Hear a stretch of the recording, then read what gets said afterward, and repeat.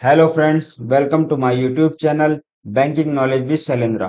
तो आज हम लोग जेआईबी के accounting and financial management for bankers book के मॉड्यूल ए का चैप्टर 5 कवर करेंगे, जिसका नाम है trial balance, rectification of errors and adjusting and closing entries. तो चलिए हम अपने टॉपिक की ओर आगे बढ़ते हैं। उससे पहले हम लोग ये देख लेते हैं अभी तक हम लोगों ने क्या क्या डिस्कस किया है। तो अभी तक हम लोगों ने क्या क्या डिस्कस किया है उसमें, एक सेकंड। सबसे पहले हम लोगों ने सीखा है कि जर्नल क्या होता है। ठीक है। जर्नल के बाद इसी से क्या बनता है, लेजर कैसे आता है। इसी के बाद अगले उसमें अब क्या है, ट्रायल बैलेंस है। ठीक है।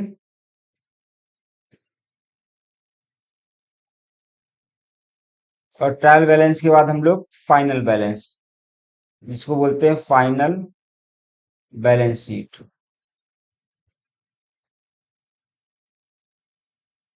तो इतने प्रोसेस से हम इतने प्रोसेस हम लोग किससे हम लोगों को बढ़ना पड़ता है। जर्नल क्या हो गया, मैंने आपको जो बताया था, ये नॉर्मल एक एंट्री होती है। ठीक है। एंट्री को ही जर्नल बोलते हैं। लेजर क्या होता है, जब इस एंट्री को पोस्ट कर दिया जाता है, पोस्टिंग ऑफ एंट्री। ठीक है। ट्रायल बैलेंस क्या है, इन सबका समरी है, सारे ledger summary of all ledger accounts. ठीक है। फिर फाइनल बैलेंस शीट हो गया है, जो बैलेंस शीट हमारी रहती है। ठीक है।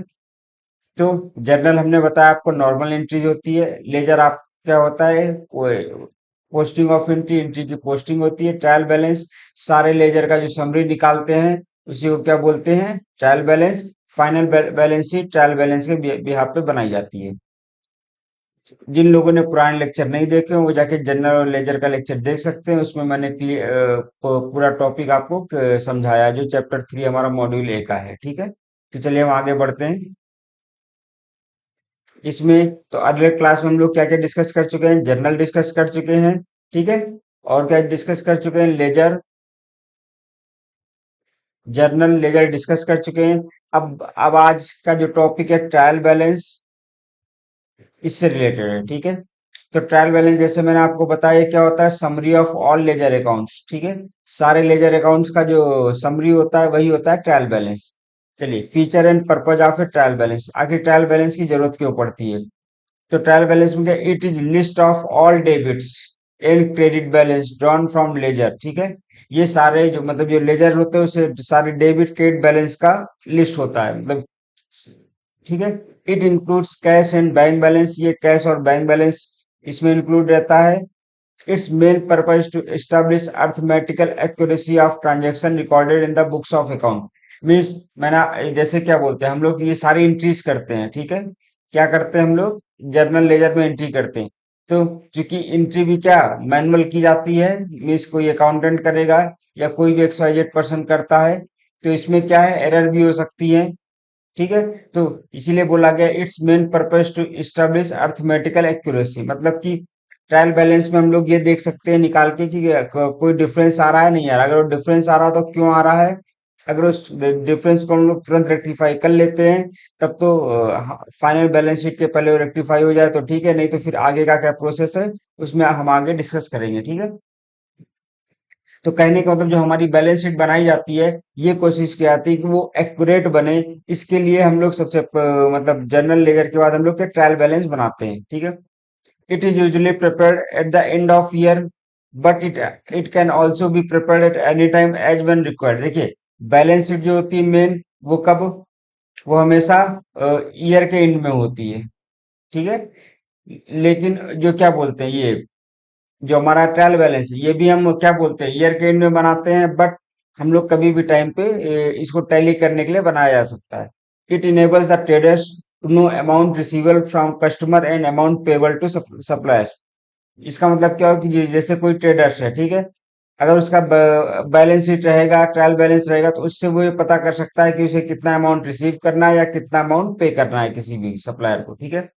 It facilitates preparation of finals account, ये फाइनल अकाउंट बनाने में हेल्प करता है। ठीक है इसकी।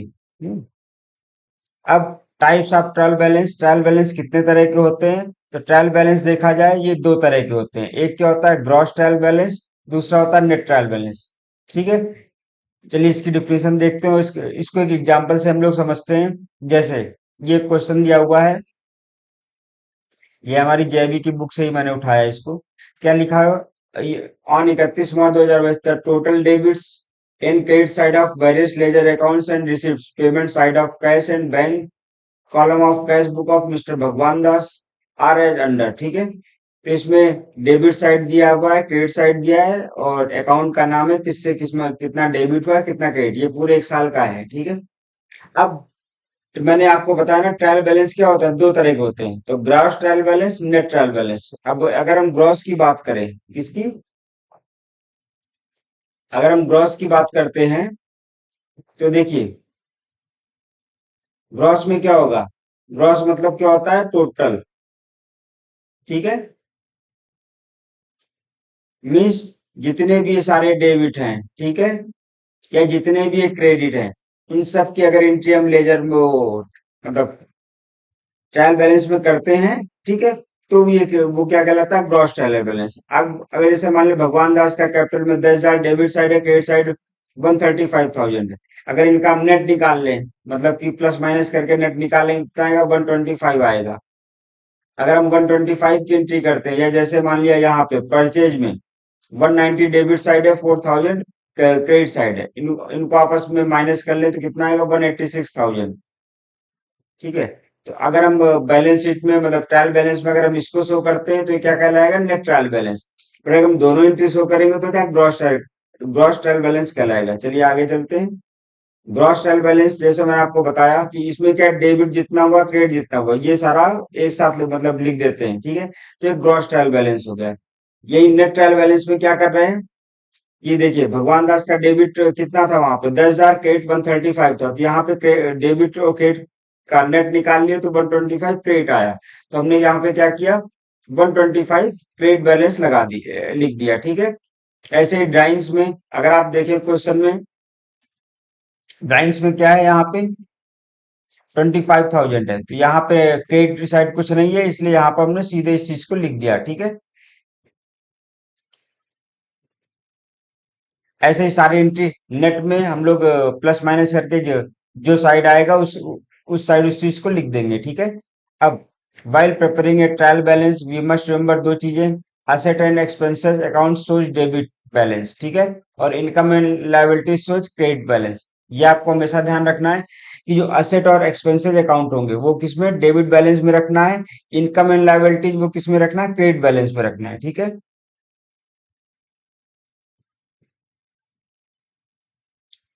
अब ट्रायल बैलेंस बनाते टाइम कुछ टाइप्स की एरर होती हैं। ठीक है, इससे क्या है, इससे जैविक एग्जाम में 0.5 मार्क्स के क्वेश्चन आ सकते हैं कि एरर ऑफ प्रिंसिपल क्या होता है, क्लरिकल एरर्स में ये क्या होता है, किस ट्रायल बैलेंस पे किससे इफेक्ट पड़ेगा किससे नहीं पड़ेगा। तो इस चीज को समझ लेंगे, बहुत आसान है, ज्यादा टफ नहीं है। जैसे एरर्स कितनी तरह के होते हैं, एरर ऑफ प्रिंसिपल, एक तो प्रिंसिपल की एरर हो गई, दूसरा क्या होगा क्लर्क एरर्स।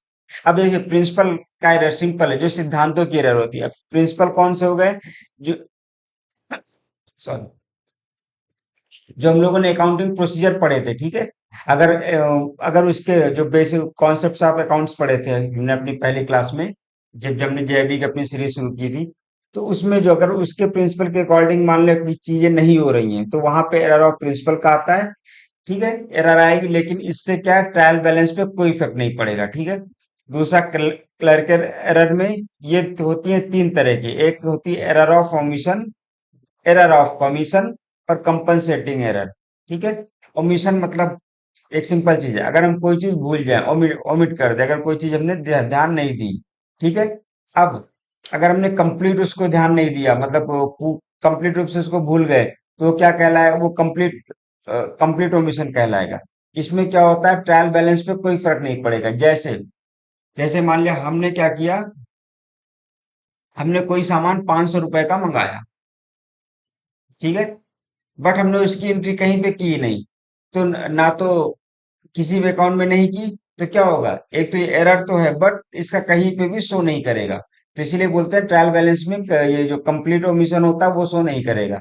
अब पार्शियल ओमिशन क्या होता है कि मान लिया हमने एक जगह एंट्री की, दूसरी जगह नहीं की, ठीक है। तो इससे क्या है, इससे हमारा ट्रायल बैलेंस पे फर्क पड़ेगा, ठीक है। एरर ऑफ कमीशन ये भी अफेक्ट करता है ट्रायल बैलेंस को। और कंपनसेटिंग एरर ये नो अफेक्ट करता है। कंपनसेटिंग एरर क्या हो गई हमारी, कंपनसेटिंग एरर हो गई, मान लिया कोई हमने एक एंट्री खड़ी की, ठीक है, और उसको नलीफाई करने के लिए हमने एक दूसरी एंट्री सेम खड़ी कर दी, तो उससे क्या हुआ, दोनों एंट्री आपस में एलिमिनेट हो गई, तो वहां पे कोई एरर नहीं आएगी, ठीक है। तो चलिए, एरर ऑफ प्रिंसिपल क्या होता है, दीज आर द, इसमें पढ़िए क्या लिखा है, these are the errors arising from not observing the accounting principle correctly, ठीक है।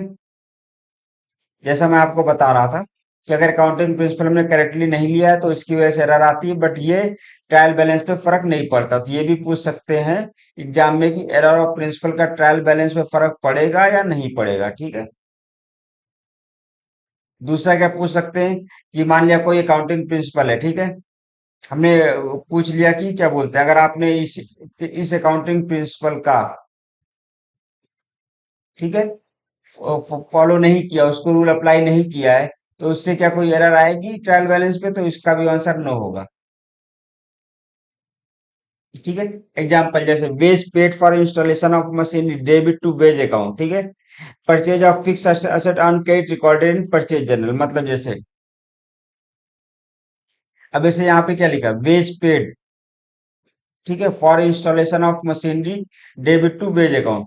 जैसा आपको याद होगा, मैंने अपने अकाउंटिंग कॉन्सेप्ट में बताया था कि जब मशीनरी का इंस्टॉल होता है, ठीक है, जब भी कोई मशीनरी क्या होती है,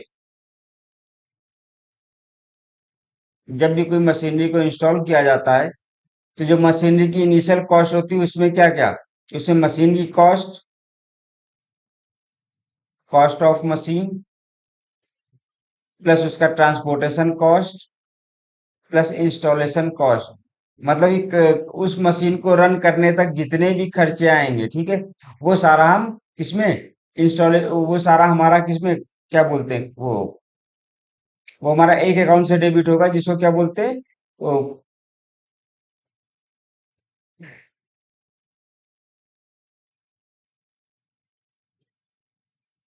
हाँ, वो सारा किससे, कैपिटल अकाउंट से डेबिट होगा, ठीक है। तो कहने का मतलब कि वो सारा एक अकाउंट से होगा। तो अगर ऐसी कोई एरर आती, देखिए, चाहे वेज पेड है, अगर हम उसको वेज अकाउंट से भी डेबिट करेंगे तो मतलब पैसा तो डेबिट हुआ, ठीक है, लेकिन इससे कोई फर्क पड़ेगा ट्रायल बैलेंस में, नहीं पड़ेगा, ठीक है। लेकिन इस एरर को क्या बोलते हैं, एरर ऑफ प्रिंसिपल बोलते हैं। Purchase of fix asset on credit recorded in purchase journal, ठीक है। तो ये जो अब एरर है जितनी भी हैं, ये अफेक्ट नहीं करेंगे हमारे ट्रायल बैलेंस को। अगला हमारा क्या है, एरर ऑफ ओमिशन है। इसमें क्या होता है, when a transaction is, when a transaction is completely और पार्शली ओमिटेड, ठीक है, to be recorded in books of account, it is called और एरर ऑफ ओमिशन। मैंने आपको जैसे बताया था कि अगर मान लिया कोई चीज हमने कंप्लीट रूप से भूल गए, ठीक है, ओमिशन मतलब भूल गए, अगर हम कोई चीज कंप्लीट रूप से कोई एंट्री करना भूल गए या फिर पार्शली, तो अगर कंप्लीट रूप से भूल गए तो इस पे कोई इफेक्ट नहीं आएगा। तो गुड्स, क्या लिखा, गुड्स और purchase on credit from mister A, this transaction is not recorded for in the purchase journal, this is called error of complete omission. मतलब कि हमने उस चीज को रिकॉर्ड ही नहीं किया। जब रिकॉर्ड नहीं करेंगे तो मतलब ये कंप्लीट रूप से हम भूल गए, ठीक है, तो इसका इसका कोई इफेक्ट नहीं पड़ेगा हमारे, ठीक है, ट्रायल बैलेंस पे। दूसरा, if above entry is recorded in purchase journal but remains to be posted to the supplier, then it is called partial omission. अब जैसे मान लिया हमने कोई सामान खरीदा, गुड्स, गुड्स किससे खरीदा हमने, goods are purchase on credit from mister A. अगर हमने मिस्टर ए से खरीदा तो इसमें क्या होगा, अगर हम इसकी एंट्री करना चाहें, goods are purchase on credit from mister A, अगर इसकी हम एंट्री कैसे करेंगे, तो इसमें देखिए, हमने एक आपको बताया था तरीका, रुकिए, इसको पहले हम साफ कर दें।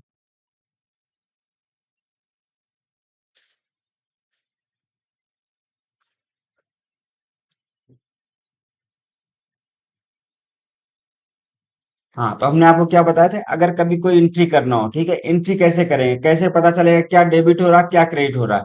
तो हमें एक सिंपल चीज ध्यान रखना है, अगर जहां पर कोई चीज डेबिट हो रहा है, ठीक है, तो उसके अपोजिट में वो वहां पे क्या होगा, क्रेडिट होगा। जैसे गुड्स आर परचेज्ड, मान goods are purchase on credit from mister A, मतलब क्या हो रहा है यहाँ पे, मिस्टर ए से गुड्स लिया जा रहा है, ठीक है, मतलब मिस्टर ए के पास गुड्स जा रहा है मिस्टर ए से, तो अगर जा रहा तो उनके पास पैसा आएगा, तो यहाँ पे क्या क्रेडिट होगा, मिस्टर ए का अकाउंट क्रेडिट होगा, पहली चीज, ठीक है, क्रेडिट मिस्टर ए अकाउंट।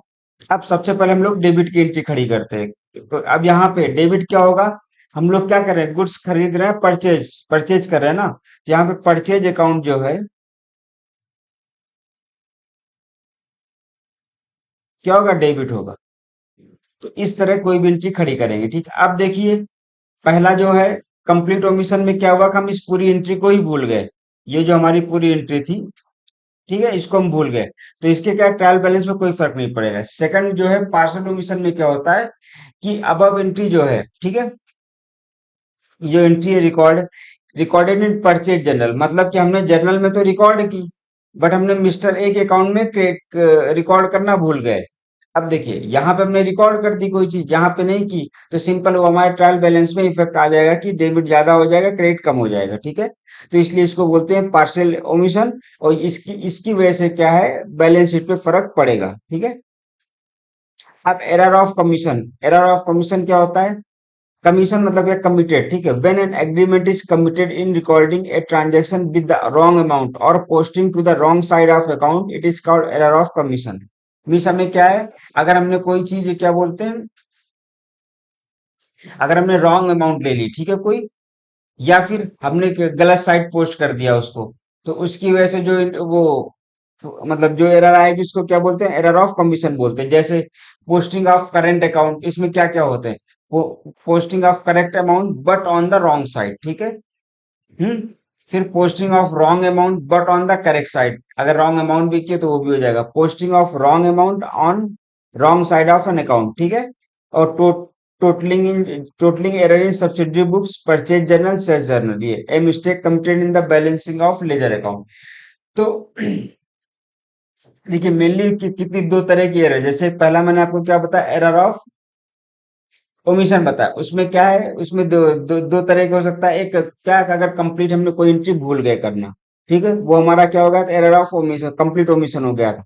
अगर मान लिया तो कि कोई भी अगर ट्रांजेक्शन होता है उसके दो इफेक्ट होते हैं, एक एक परचेज अकाउंट में होता है, मतलब किसी भी एंट्री के दो इफेक्ट होंगे, अगर हम उसमें से एक इफेक्ट लिखना भूल गए तो क्या होता है, पार्शियल ओमिशन होता है। बट एरर ऑफ कमीशन क्या होता है, अब एरर ऑफ कमीशन, मान लिया हमने क्या बोलते हैं, कोई सामान खरीदा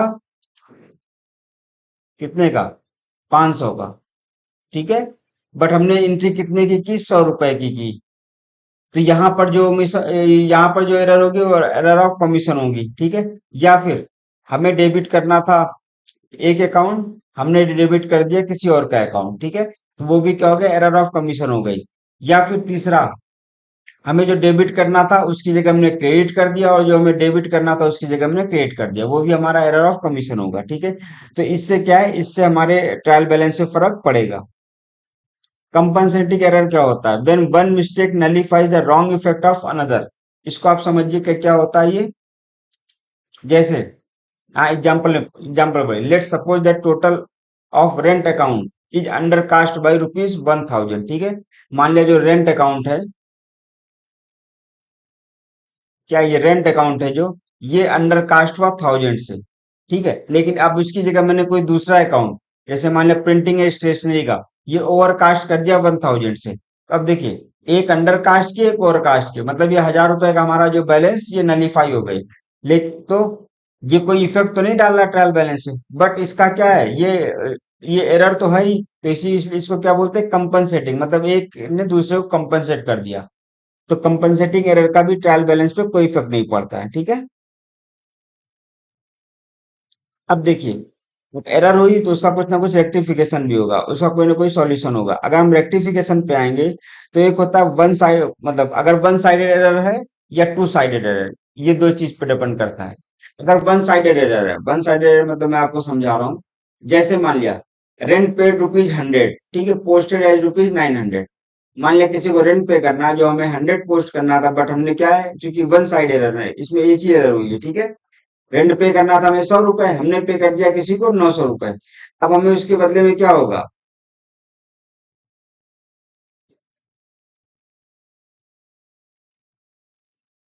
ये 800 होगा। ठीक है, यहाँ पे क्या होगा, ये 800।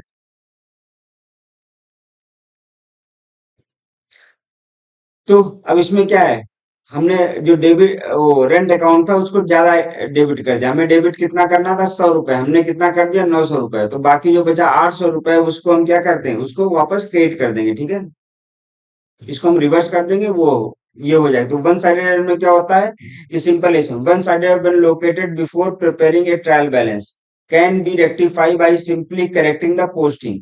सिंपल उसको जो जो हमारे जहां गलती उसको सही कर देंगे, उससे हमारा क्या, वन साइडेड एरर हमारा दूर हो जाएगा। जैसे एग्जांपल मैंने आपको बता दिया, ठीक है। टू साइडेड एरर में क्या होता है, जहां पर क्या दोनों साइड इफेक्ट, जैसे वन साइड मतलब क्या है कि डेबिट का में फर्क पड़ा है क्रेडिट में, तो जो अंतर आया वो हमने सही कर दिया। बट अगर टू साइडेड, अगर डेबिट और क्रेडिट दोनों का फर्क आएगा, तब हम क्या करेंगे, तो वहां पे टू साइडेड एरर होता है। उसकी रेक्टिफिकेशन कैसे करेंगे, इसको हम देखते हैं। पहले टू साइडेड के, तो अंडर टू साइडेड टू और more accounts are affected and in most of the cases debit and credit are equally affected, ठीक है। मतलब क्या होता है, मैंने बताया ना, टू साइड में क्या होता है, डेबिट और क्रेडिट दोनों अफेक्ट करते हैं। और कई केसेस में देखा गया कि दोनों बराबर अफेक्ट करते हैं। मतलब कि जैसे हमने क्या कर दिया, हमें जो डेबिट करना था उसकी जगह हमने क्रेडिट कर दिया, जो क्रेडिट करना था वो डेबिट कर दिया। एक ये एरर सबसे ज्यादा होती है। दू, दूसरी एरर क्या होती है, हमें कोई अकाउंट डेबिट करना था, हमने किसी और का अकाउंट डेबिट कर दिया। हमें कुछ और क्रिएट करना था, हमने कुछ और क्रिएट कर दिया, ठीक है। ये अब जैसे एग्जांपल में हमने लिया है, goods purchase from Sohan Lal, ठीक है, wrongly recorded in sales register. अब देखिए, पहले तो हमें इसकी एंट्री करना आना चाहिए, ठीक है। क्या लिखा हुआ है, गुड्स परचेज, गुड्स किससे परचेज किया गया, सोहन लाल से। अब देखो इसकी एंट्री कैसे करेंगे वो बता देते हैं आप।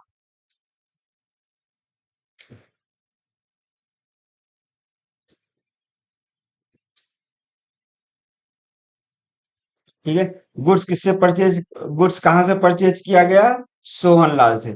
मतलब सोहन लाल के पास क्या है, गुड्स जा रहा है, तो उनके पास कुछ आएगा, क्या आएगा, तो पैसे आएगा, ठीक है। तो यहाँ पर जो इसकी एंट्री होगी, तो टू सोहन लाल, इनका क्रेडिट होगा अकाउंट कितने से, मान लिया अगर कितना 500 रुपए का है, ठीक है, तो 500 रुपए से क्रेडिट हो गया, ठीक। अब गुड्स क्या है, परचेज किया जा रहा, तो कौन सा अकाउंट डेबिट होगा, परचेज अकाउंट डेबिट होगा।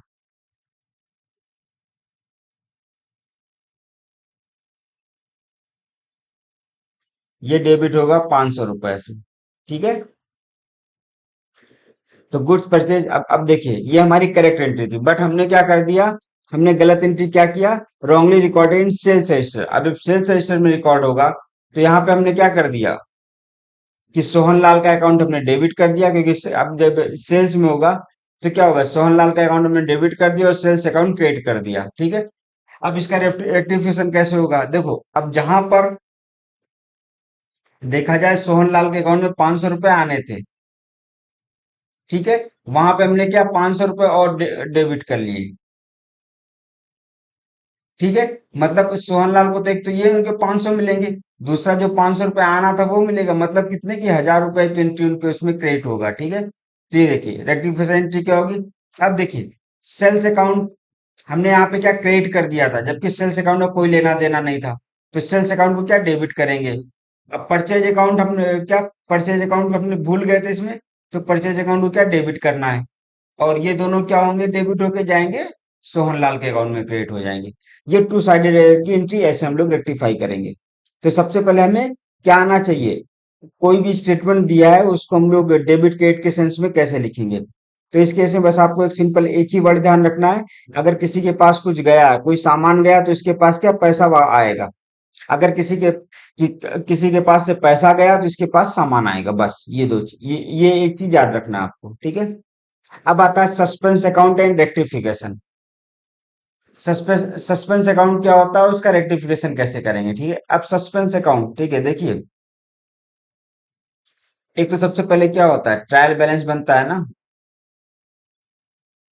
एक सेकंड, एक नया पेज खोल लेते हैं।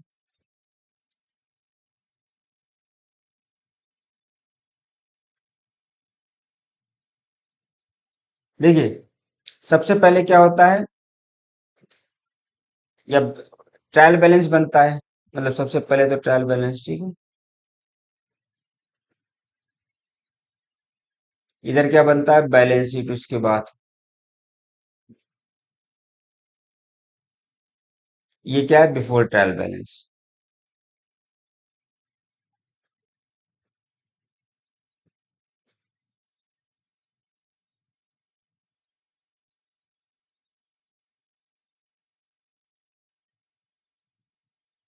देखो, मैंने बताया अगर कोई एरर आई और ट्रायल बैलेंस बनाने से पहले अगर वो रेक्टिफाई होगी, मतलब पता चल गई, हम आइडेंटिफाई कर लिए कोई भी एरर।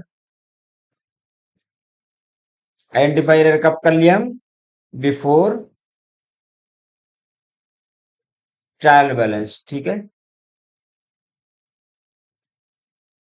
अगर हमने ट्रायल बैलेंस बनाने से पहले कोई एरर आइडेंटिफाई कर ली तो हम उसको रेक्टिफाई कर देंगे यहाँ पर, जो हमने अभी देखा, ठीक है। बट अगर ट्रायल बैलेंस बनने तक हमें वो एरर नहीं पता चली, ठीक है, तो क्या होगा, जब हम ट्रायल बैलेंस बनाएंगे तो यहाँ पर एक आता है सस्पेंस अकाउंट का, ठीक है। सस्पेंड अकाउंट का फंड आता है, मतलब सस्पेंड अकाउंट आता है, उसका हम लोग यूज करेंगे, ठीक है। अब उसी के बारे में इसलिए हम लोग पढ़ने जा रहे हैं, सस्पेंस अकाउंट क्या होता है। तो इन अगले साइज we have learn to rectify one sided and two sided error, ठीक है, after preparation of trial balance. अब देखिए, ट्रायल बैलेंस के प्रिपेयर के बाद if there is a difference, क्या हुआ, अगर कोई डिफरेंस है तो it may be temporarily transfer to a new account called suspense account, ठीक है। हम लोग बैंक में है, सभी लोग काम करते हो तो बैंक में हम लोग सस्पेंस अकाउंट का नाम सुनते ही रहते हैं, ठीक है। तो क्या होता है कि अगर मान लिया ट्रायल बैलेंस के प्रिपेयर करने के बाद कोई डिफरेंस मिलता है, ठीक है, ट्रायल बैलेंस के प्रिपेयर होने तक नहीं मिला, उसके बाद मिलता है, तो हम लोग क्या करेंगे, एक हम लोग अकाउंट बनाएंगे जिसको बोल देंगे सस्पेंस अकाउंट। उसमें उन अमाउंट को ट्रांसफर कर देंगे जो बाद में मिलने पर रेक्टिफाई होती रहेंगी, ठीक है। अब during the course of checking और audit some one sided error may be found out, now to rectify these one sided error second account can be suspense account, ठीक है। अगर मान लिया कोई वन साइडेड एरर मिली, ठीक है, अगर उसमें हमें कुछ करना है तो उसमें जो सेकंड अकाउंट होगा वो क्या होगा, सस्पेंस अकाउंट होगा, ठीक है। As the difference transfer to suspense account, जो डिफरेंस होगा वो कहाँ ट्रांसफर हो जाएगा, सस्पेंस अकाउंट में हम कर देंगे। इफ अगर ट्रायल बैलेंस का डेबिट ज्यादा है, क्या है, डेबिट ज्यादा है, then difference will be put to suspense account on credit side and vice versa, simple है। अगर मान लिया भाई एक डेबिट होगा, सस्पेंस अकाउंट यूज कर रहे हैं उस एंट्री को हम लोग एलिमिनेट करने के लिए, तो दूसरा अकाउंट क्रेडिट होगा, ठीक है। At the time of preparation of final accounts, ये ध्यान रखना है, if any balance remains in suspense account, suspense account में कई बैलेंस रहता है, then it will be shown in the balance sheet of the asset side, अगर difference debit में है, ठीक है। मतलब अगर डेबिट है तो हम किधर शो करेंगे, एसेट साइड शो करेंगे। अगर मान लिया क्रेडिट क्रेडिट है कोई डिफरेंस, ठीक है, देखो डेबिट क्या होगा, डेबिट मतलब क्या हो गया, डेबिट कब आएगा, अगर हमें किसी से कोई पैसा लेना है, ठीक है, तभी तो डेबिट आएगा। अगर हमारे पास पैसे की शॉर्टेज हो गई, ठीक है, तभी वो डेबिट आएगा। मतलब कि हमें किसी से पैसा मिलना है, मतलब फ्यूचर में अगर पैसा मिलेगा तो वो हमारे लिए क्या है, एसेट हो गया ना। जो हमें फ्यूचर में एसेट क्या होता है, अगर एसेट और लायबिलिटी हम लोग देखें, एक से अगर हम लोग एसेट और लायबिलिटी देखें, क्या होता है एसेट लायबिलिटी, एसेट क्या होता है, जो हमें इनकम देता है, और लायबिलिटी क्या होता है, जो हम पर जिसे हमें पैसा पे करना होता है, ठीक है, जिसे हमें देना होता है।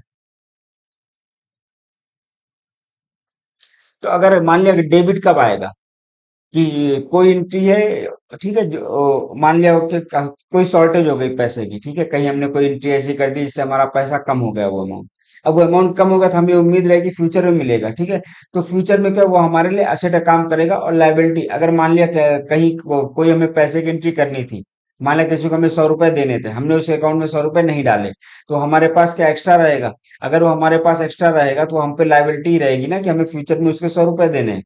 ठीक है, इसलिए बोलते हैं कि अगर डिफरेंस डेबिट होगा तो असेट साइड रखेंगे सस्पेंस अकाउंट, अगर मान लिया डिफरेंस क्रेडिट हुआ तो हम किधर रखेंगे? लायबिलिटी साइड रखेंगे। ठीक है, अब आते हैं क्वेश्चन पे। इस क्वेश्चन को करने के बाद हमें काफी चीजें क्लियर हो जाएंगी। ठीक है, सस्पेंस अकाउंट के बारे में काफी चीजें क्लियर हो जाएंगी। जैसे क्या है, ये हमने वो जेआईबी की बुक से ही उठाया है अपने। ठीक है, तो इसमें क्या है, correct the following errors, correct the following errors found in the books of mister Gidwani. The trial balance as on 31 December 2021 was out of rupees 763 excess credit. कितना बता रहे हैं? 763 एक्सेस क्रेडिट बता रहे हैं। The difference has been posted to a suspense account. ये जो difference आया, मतलब कि कहने का मतलब, जो हम लोग ट्रायल बैलेंस बना रहे थे 31 दिसंबर 2021 को, तो हमने क्या पाया कि वो 763 रुपीज एक्सेस आ रहा है। अब मैंने बताया क्या एक्सेस आएगा तो हम उसे क्या करेंगे? सस्पेंस अकाउंट में डालेंगे। अब सस्पेंस अकाउंट में किधर डालेंगे? डेबिट साइड, क्योंकि इधर एक्सेस आ रहा है, क्रेडिट है, तो हमें डेबिट साइड में डालना पड़ेगा। तो हम क्या करेंगे? सस्पेंस अकाउंट में उस एंट्री को क्रिएट कर देंगे डेबिट साइड में। ठीक है, अब सो द सस्पेंस अकाउंट कैसे एंट्री क्रिएट होगी? अब क्या क्या गलतियां बाद में पकड़ी गई, देखिए। पहला क्या हुआ? पहला ये हुआ कि एक जो अमाउंट थी ₹150 was receive from Bhagat Ram. ठीक है, on 31 December 2021 but not entered in the cash book. अब बताइए, इसका फर्क पड़ेगा बैलेंस शीट पे? नहीं पड़ेगा। ट्रायल बैलेंस में पड़ेगा नहीं पड़ेगा? इसमें क्या हुआ, उस एंट्री को करना ही भूल गए, मतलब ये कंप्लीट ओमिशन हो गया। अगर कोई एंट्री कंप्लीट ओमिशन में चली जाएगी तो मतलब वो इफेक्ट नहीं डालेगी। ठीक है, तो इसका कोई इफेक्ट नहीं पड़ेगा, बस इसका करेक्ट एंट्री हम देखेंगे, बताएंगे भी आगे। ठीक है, नो इफेक्ट आएगा ट्रायल बैलेंस पे। दूसरा क्या, the total of return inward book of December has been cast short by 251। अब इसका मतलब क्या हुआ? इसका मतलब ये हुआ कि जो sale total, the total of return inward, मतलब कि अगर कोई सामान रिटर्न हुआ, ठीक है, दिसंबर में, तो रिटर्न हुआ था मान लिया वो 351 का, बट हमने एंट्री कितने की? 100 रुपए की। तो यहाँ 251 का शॉर्टेज हो गया ना। अब ये जो 251 हुआ, ठीक है, इसको हम लोग एंट्री करेंगे सस्पेंस अकाउंट में। ठीक है, फिर a purchase of ₹68 had been posted to the creditor accounts as ₹60। यहाँ पर देखिए, जब हमें ₹68 डालना था, वहां हमने कितना डाल दिया? कहाँ गया? वहां हमने ₹60 डाल दिया। ठीक है, तो यहाँ पे जो ₹8 का डिफरेंस है, ये भी जाएगा हमारा, किसमें जाएगा? सस्पेंस अकाउंट में जाएगा। अब फिर a sale of ₹260 to Uday traders was wrongly credit to their account. अब सेल कितना 260 का था, जो उदय ट्रेडर के उसमें, मतलब उदय ट्रेडर के उसमें जाना था। ठीक है, क्या लिखा? A sale of ₹260 to Uday trader was wrongly created. अब देखिए, यहां हमने क्या किया, इस वाले में, जो लास्ट वाले में, इसकी अगर एंट्री करेंगे तो क्या सेल किया? किसको किया? उदय ट्रेडर्स को हमने कोई सामान बेचा है।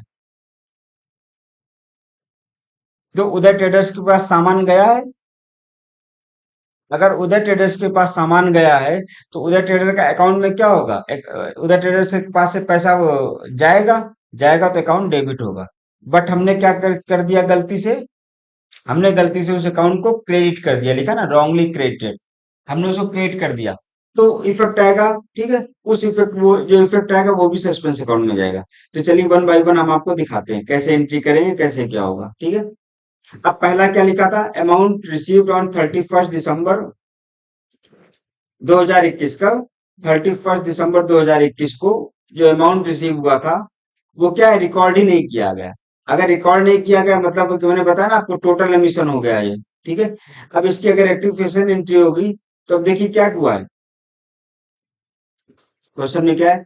An amount of ₹150 was received from Bhagat Ram. इससे भगत राम से रिसीव हुआ है। ठीक है, तो अब भगत राम से रिसीव हुआ है, तो यहाँ पे क्या है? भगत राम के पास से पैसा जा रहा है। ठीक है, तो उनका अकाउंट क्या होगा? क्रेडिट होगा। जो मैंने आपको एक सिंपल एक चीज बताया ना, कि अब देखो यहाँ पे क्या है, लिखा है ना, an amount of ₹150 was received from Bhagat Ram, मतलब भगत राम के पास से पैसा जा रहा है। अगर उनके पास से पैसा जा रहा है तो उनके अकाउंट में क्रेडिट होगा। ठीक है, तो यहाँ पर उनका अकाउंट में क्रेडिट हो जाएगा। ठीक है, अब अगर अब देखिए कैश में क्या है, पैसा आ रहा है। अगर कैश में पैसा आ रहा है तो कैश का अकाउंट क्या हो जाएगा, डेबिट हो जाएगा। तो ये एंट्री हो जाएगी, इसका ट्रायल बैलेंस में कोई फर्क नहीं पड़ेगा, बट इसकी रेक्टिफिकेशन एंट्री इस तरह होगी, तो लिखा है ना डोंट नो। अब उसके बाद अब यहाँ पे देखिए सस्पेंस अकाउंट का यूज हमने किया नहीं किया, क्यों? क्योंकि हमने पूरी की पूरी एंट्री वो मतलब नहीं रिकॉर्ड की थी। तो कैश अकाउंट डेबिट हो गया, भगत राम का अकाउंट क्रेडिट हो गया। तो no effect on suspense account होगा, ठीक है। सेकंड आते हैं। सेकंड क्या लिखा है, return inward book for December has been cast short by ₹251, जो मैंने आपको बताया क्या हुआ था। देखिए मान लिया कोई सामान है, ठीक है, हमने किसी को बेचा, वो क्या हो गया, वो वापस आ गया हमारे पास, ठीक है। अगर हमारे पास कोई सामान वापस आ जाएगा मतलब कि हमें सामान मिल गया, तो हमारा हमारा डेबिट होगा। क्या फिर अब देखो यहाँ पे क्या लिखा है इन्होंने, देखिए पढ़िए, सॉर्ट बाई 251, ठीक है। मतलब मान लिया, जैसे मैंने आपको एग्जांपल दिया था, मान लिया हमने कोई 351 का सामान खरीदा, ठीक है। हमने उसकी एंट्री कितनी करी, केवल 100 की। यहाँ पर हमने उस 100 की जगह वाई ले लिया है, ठीक है, अज्यूम कर लिया है। तो मान लिया हमें वाई प्लस 251 का सामान क्या रिटर्न हुआ। अब जब सामान हमारे पास आया, तो जो हमारे रिटर्न अकाउंट होगा वो क्या हो जाएगा, अगर कोई चीज सामान मेरे पास है तो हमारा अकाउंट डेबिट होगा, तो ये डेबिट हो गई, ठीक है। यहाँ कस्टमर के पास से सामान जा रहा है, अगर कस्टमर के पास से सामान जाएगा तो कस्टमर का अकाउंट क्या होगा, क्रेडिट हो जाएगा, यही हुआ यहाँ पे। तो ये करेक्ट एंट्री है, ठीक है। बट रॉन्ग एंट्री हमने क्या कर दी गलती से, हमने क्या कर दिया कि जो सेल्स अकाउंट था वो हमने कितना है पता है ना, 251 की बजाय हमने 100 रुपए से केवल डेबिट किया। बट हमने कस्टमर का अकाउंट जो है वो पूरा वाई प्लस 250 मान लिया, मतलब 351 से क्रेडिट किया है। तो यहाँ पर देखिए 251 का अंतर आ गया। अब इसकी रेक्टिफिकेशन एंट्री कैसे होगी, रेक्टिफिकेशन एंट्री में क्या होगा कि हमने क्या किया, सेल्स अकाउंट को कितने से डेबिट किया था, केवल वाई अमाउंट से, ठीक है, या 100 अमाउंट से। हमें डेबिट कितने कैसे करना था, वाई प्लस 251 से। तो हम क्या करेंगे, 251 और डेबिट कर देंगे। अब ये 251 डेबिट करेंगे, कस्टमर का अकाउंट हमने क्रिएट कर रखा है पूरा जितना होना चाहिए था। तो अब ये जो है एंट्री हुई, ये सस्पेंस अकाउंट में आएगी, ठीक है। तो हमें इस चीज को ध्यान रखना है कि सस्पेंस अकाउंट का यूज कब होगा, ट्रायल बैलेंस शीट बनने के बाद, ठीक है। एक सेकंड।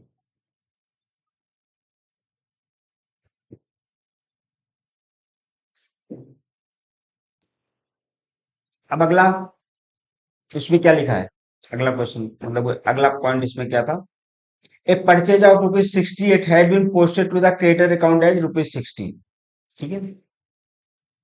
यहाँ पे क्या बोला है कि जो ए परचेज ऑफ ₹68, मतलब मैंने कोई सामान जो है कितने का खरीदा, ₹68 का खरीदा।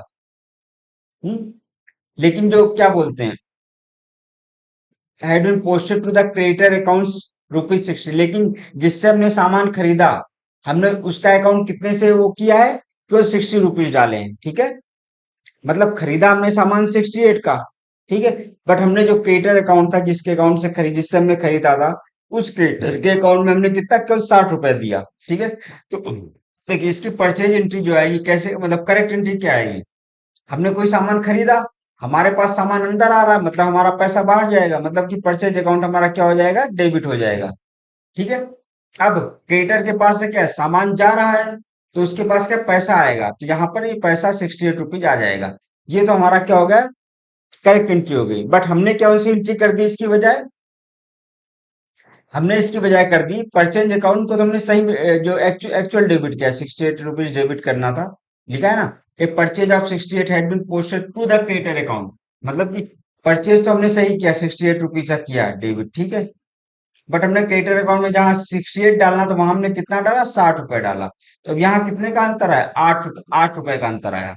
अब ये ₹8 क्या होगा, हमें क्या करना है, अभी हमें क्रेडिटर को और देना है ₹8। अब सोचिए अगर हमें क्रेडिटर को ₹8 देना है, तो क्या करेंगे हम लोग, क्रेडिटर के अकाउंट में तो ₹8 डाल देंगे, बट ये ₹8 की एंट्री कहाँ से आएगी, सस्पेंस अकाउंट हम डेबिट करेंगे, ठीक है। तो इस चीज को आप लोग समझिए। फोर्थ क्या है, a sale of ₹260 to Uday traders was wrongly credited to their account. अब देखो यहाँ पर क्या है, हमने सेल किसको किया है, हमने सेल किया उदय ट्रेडर्स को, किसको किया है हमने सेल, उदय ट्रेडर्स को किया है।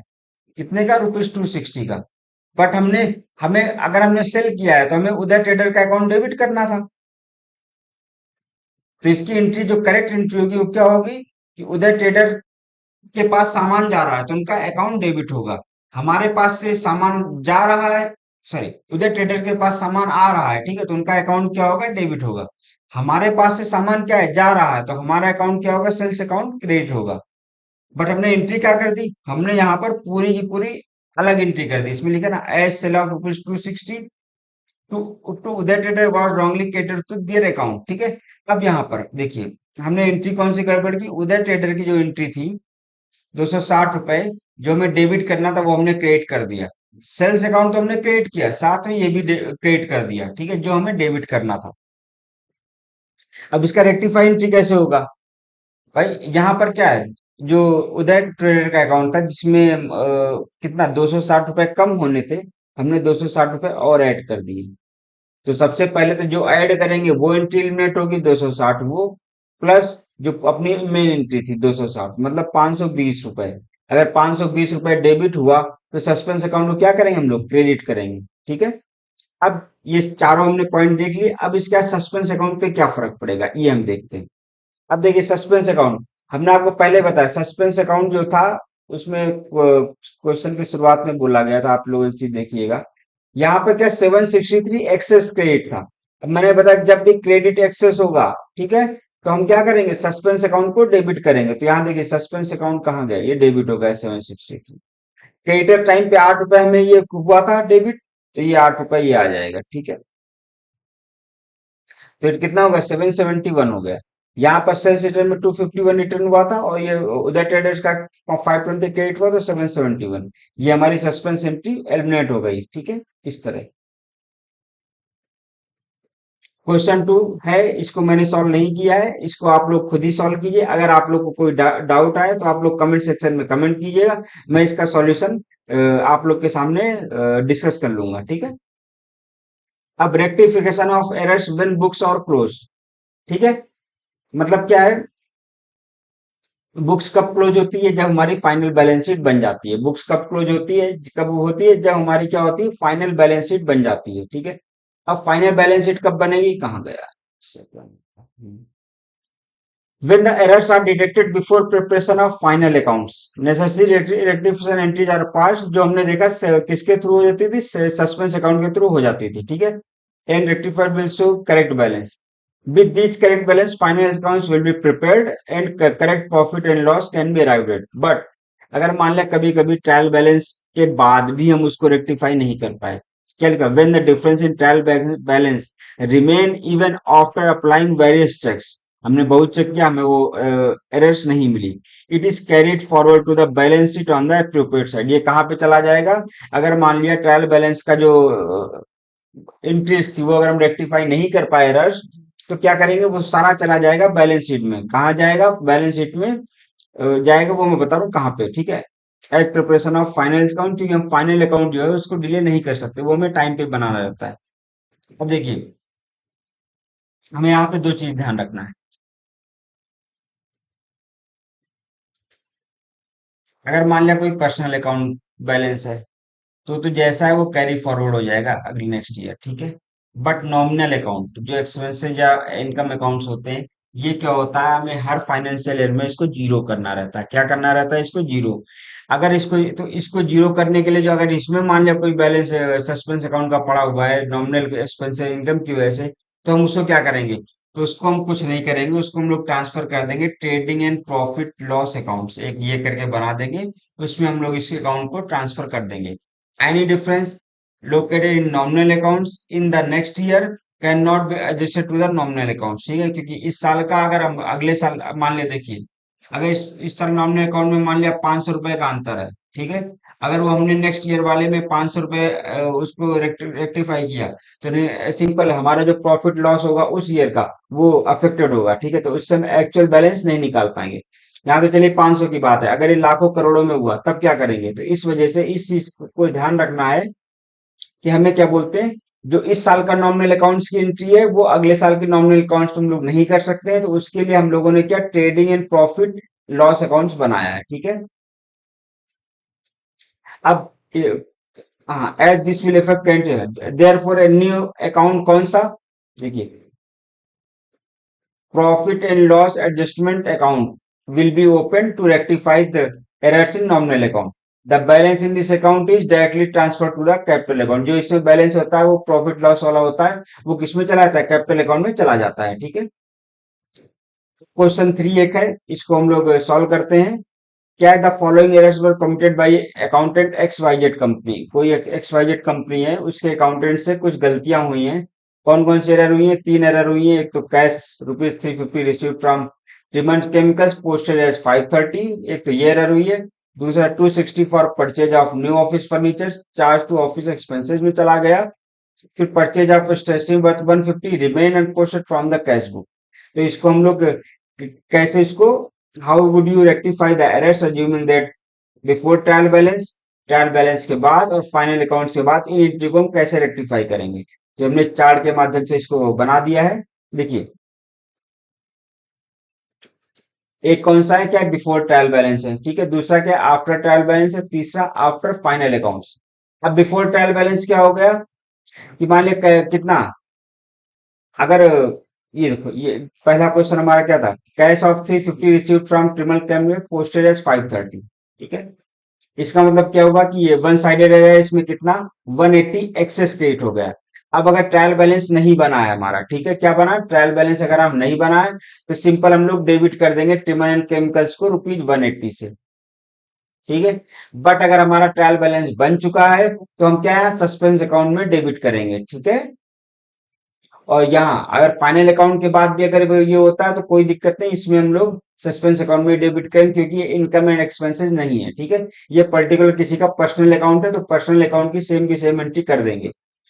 प्रॉब्लम कहाँ आती है, जहां पर वो नॉमिनल अकाउंट्स की एंट्री आती है, उनके लिए हम लोग profit and loss adjustment account बनाते हैं। अब जैसे यहाँ पर सेकंड वाले में हमारा क्या है, ठीक है, रुपीज कितना है, 260 rupees 260 paid for purchase of new office furniture charge to office expenses. मतलब हमने ऑफिस का फर्नीचर खरीदा जो हमें कैपिटल अकाउंट में एंट्री करनी चाहिए थी, बट हमने किसमें कर दिया, नॉमिनल अकाउंट ऑफिस एक्सपेंसेस में। तो इस केस में क्या होगा, एंट्री दोनों साइड इफेक्ट होंगी, office furniture and office expenses. अगर बिफोर ट्रायल बैलेंस होगा तो सिंपल है, ऑफिस फर्नीचर को डेबिट कर देंगे, ऑफिस एक्सपेंसेस को क्रेडिट कर देंगे। अगर ये क्या बोलते हैं, ट्रायल बैलेंस के बाद भी बनता है तब भी कोई दिक्कत नहीं, ऑफिस फर्नीचर को डेबिट करके ऑफिस एक्सपेंसेस क्रेडिट कर देंगे, ठीक है। बट अगर ये फाइनल बैलेंस शीट बन जाती है तो अब देखिए, अब तो ये ऑफिस एक्सपेंसेस तो नेक्स्ट ईयर आ जाएगा, तो इसमें हम लोग एंट्री कर नहीं सकते। यहाँ पर जो हमने बताया को profit loss and adjustment account में इसकी एंट्री करेंगे, ठीक है। ऐसे ही purchase of stationery worth ₹150 remain unposted from the cash book. तो एक सिंपल चीज है, देखिए ये हमने क्या किया, परचेज किया है, क्या स्टेशनरी किया है ₹150 की। अगर बिफोर ट्रायल बैलेंस सिंपल है, डेबिट कर लेंगे। अगर ये क्या बोलते हैं after trial balance, stationery account debit करके ये हमारा क्रिएट कर देंगे।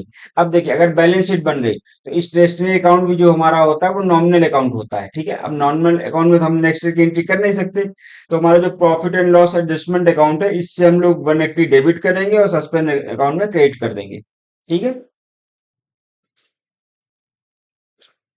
एडजस्टिंग एंट्रीज, फाइनल अकाउंट्स और द अकाउंट्स। ये क्या होता है, एडजस्टिंग एंट्री क्या होती है, फाइनल अकाउंट्स और the accounts which are prepared at the end of trading. मैंने आपको बताया ना, जैसे profit and loss adjusting entries था, इस वाले में कहा गया, ठीक है।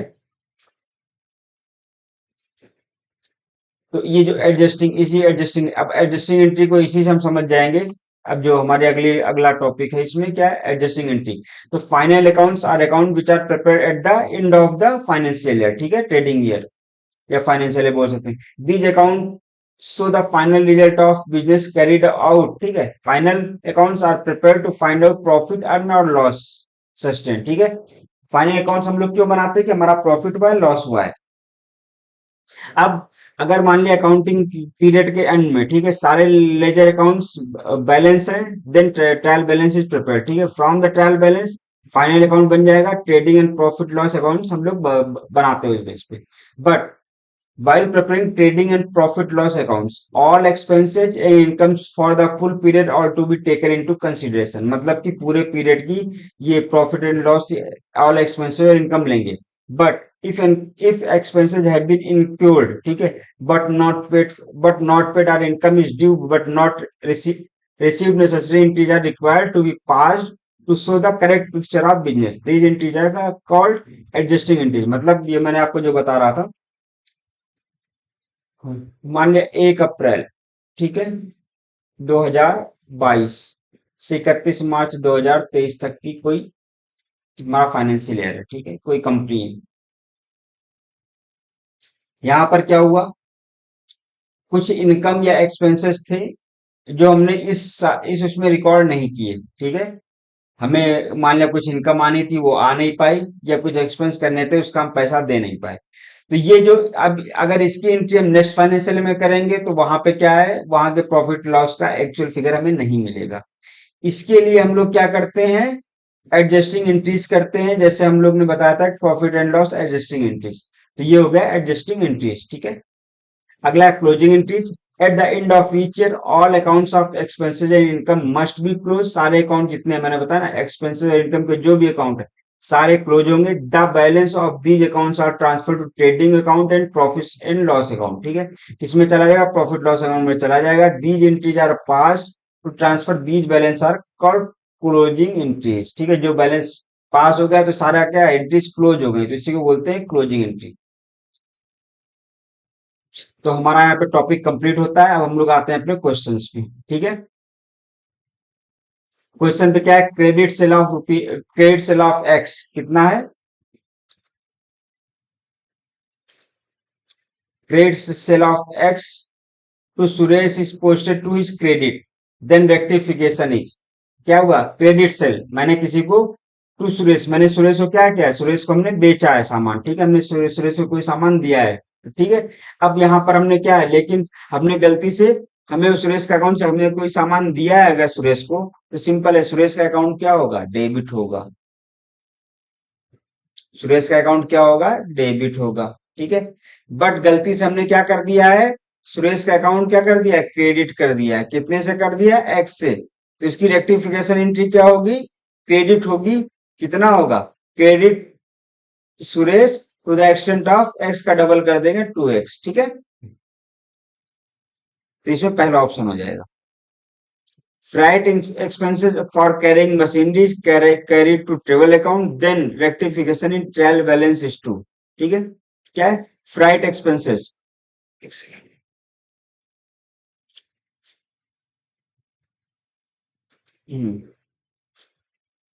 अब जो देखो यहाँ पे क्या है, freight expenses for carrying machinery is carried to travel account. किसमें हमने कर दिया है, ट्रेवल अकाउंट में कर दिया है. रेक्टिफिकेशन क्या होगा, जबकि मैंने आपको क्या बताया कि अगर कोई मशीनरी आएगी तो वो किसमें जाएगा, freight expenses for carrying machinery is carried to travel account,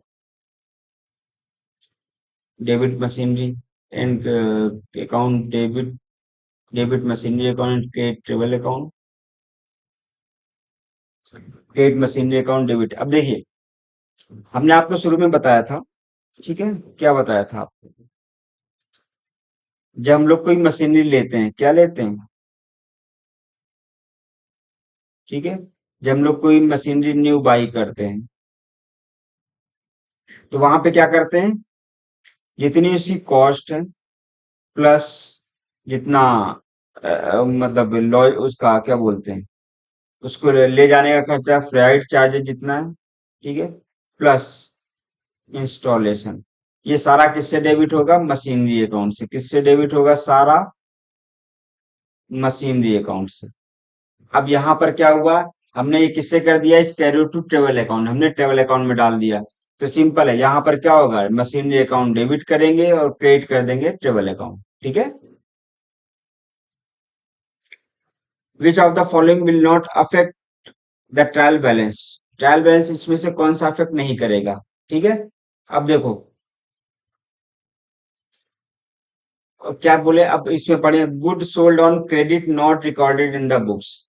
good को हमने क्या किया, क्रेडिट पे से लेकिन रिकॉर्ड ही नहीं किया बुक में. तो सिंपल है, ये कोई इफेक्ट नहीं डालेगा, क्योंकि हमने अगर कोई एंट्री हम रिकॉर्ड नहीं करेंगे तो कौन सा है, कंप्लीट ओमिशन हो जाएगा। अगर कंप्लीट ओमिशन हमारा हो गया तो क्या बोलते हैं, वो फिर हमारा ट्रायल बैलेंस पे कोई इफेक्ट नहीं डालेगा। ठीक है, तो देखा जाए पहला ही सही है, बाकी आप टैली कर सकते हैं। तो हम अपना लेक्चर यहीं पे समाप्त करते हैं। काफी लंबा लेक्चर हो गया, लेकिन मैंने कोशिश की कि ये चैप्टर एक ही लेक्चर में कवर करें, इस वजह से लेक्चर थोड़े लंबे हो जा रहे हैं। बाकी पूरा वीडियो देखने के लिए सभी को थैंक यू। और बाकी अगर किसी ने हमारा चैनल तक सब्सक्राइब नहीं किया तो उसको सब्सक्राइब करें, लाइक करें और शेयर करें अपने दोस्तों के बीच में। Thank you.